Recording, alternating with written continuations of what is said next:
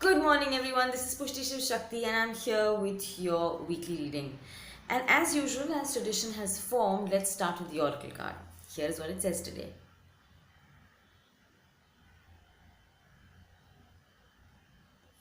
It says, ask for your needs to be met. God and the angels can come to your aid only if you make a free will choice to be helped, and it begins with asking.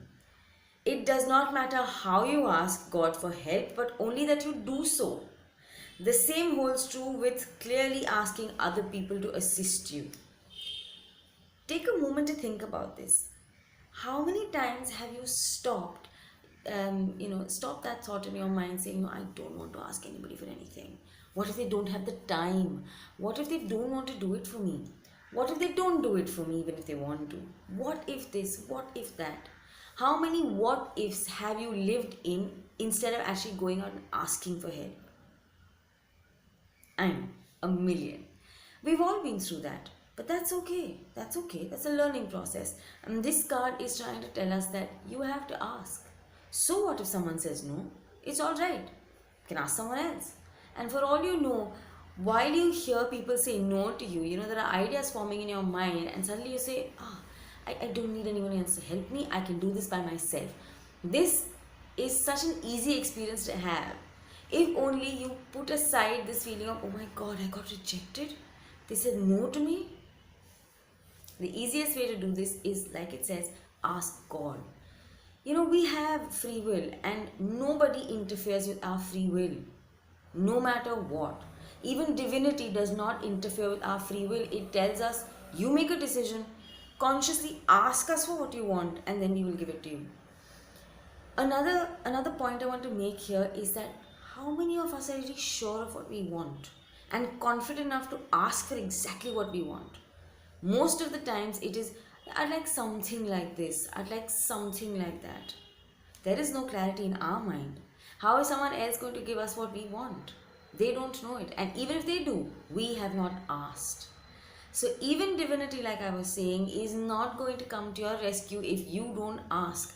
I want XYZ, particularly just that, specifically just that. Right? You have to do this for yourself. Otherwise, it's not going to work forward, because without detail, you can't do anything. It is extremely important to start picturing and start living the details that you want. The minute you start living the details you want, it becomes easier for divinity to help you set it all up for you, while you just have to run into that space and say, this is mine now. You have to do this. Clarity. Okay. Now, coming to the week, Monday and Tuesday. Compromise. There are two ways of looking at compromise.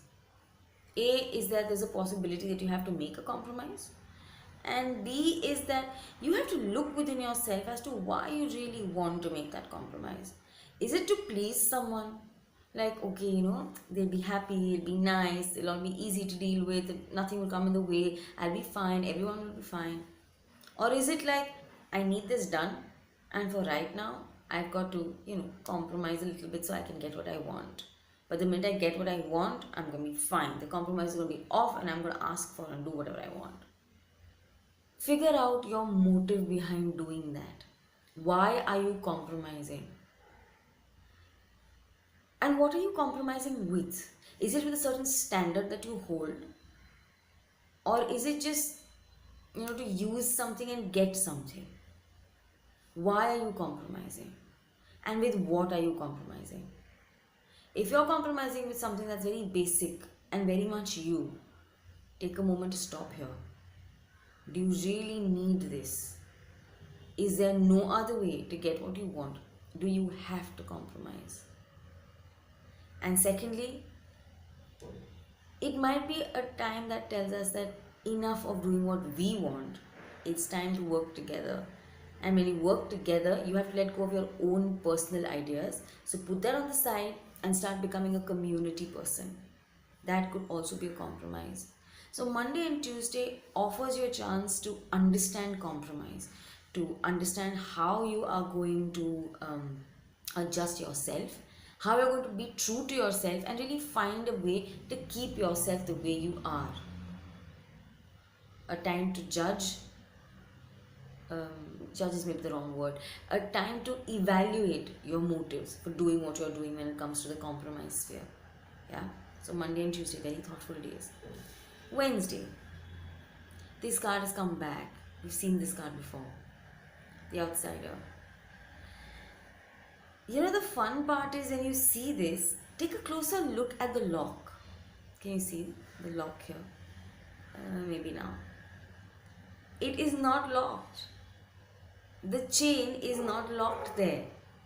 The funny part is this kid is just waiting outside and looking and thinking, I can't go inside. Why? You're not looking at the fact that that chain is not locked.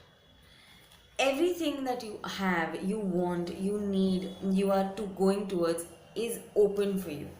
You have just not realized that the locks are not locked. it's not like that. There are some sort of childhood memories that are coming up on Wednesday which say that, you know, I'm a little baby, I'm an outsider, I don't have, you know, access to the inner circle.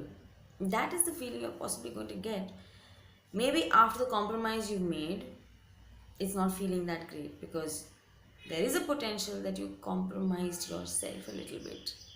Something you would not want to compromise. Yeah.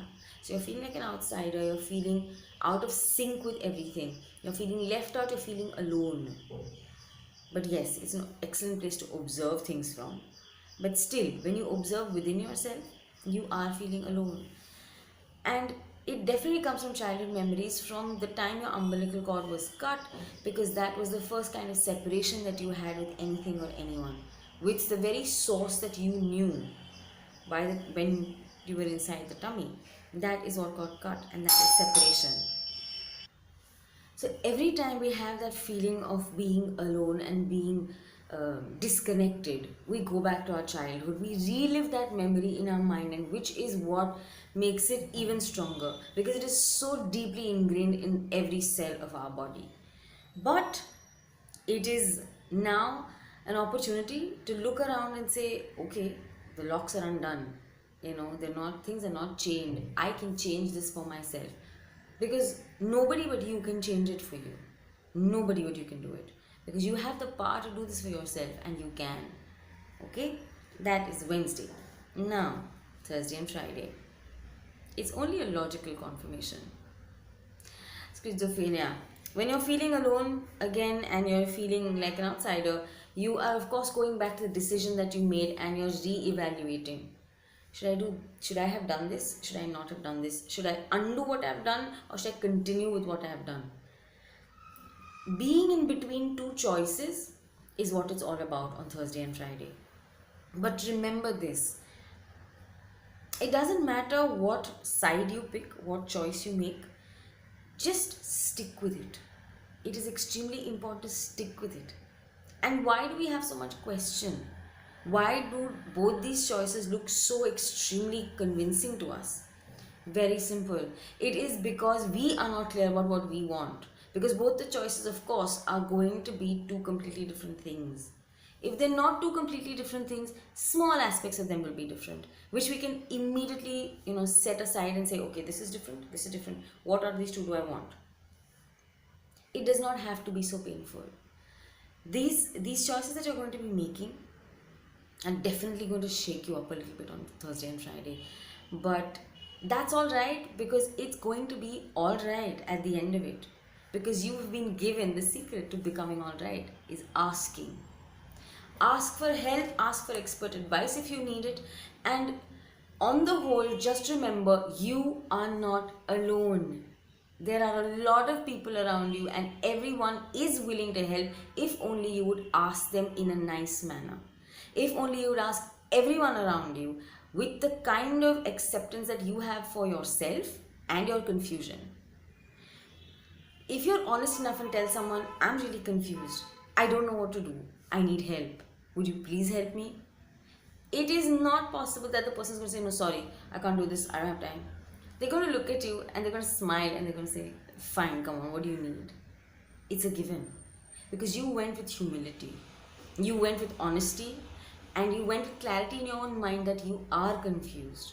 That it's not it's not the end of the world. You can come out of this, and you need to know this. You need to know that it is absolutely fine. A lot of people get confused. The only difference between a lot of people and you can be that you ask for help, and you ask for it well enough, and you ask with an open heart, so people are accepting of it. Yeah. Overall, it is a taxing week, but it's all right. It's going to be fine as long as you ask for what you want. Ask with love, ask with humility, and it shall be yours. Have a great week, you guys. And if anybody wants any clarity, any questions answered, feel free to book a reading. I've put the link in the comments below. Have a great, great, great week, you guys. I love you. Bye bye.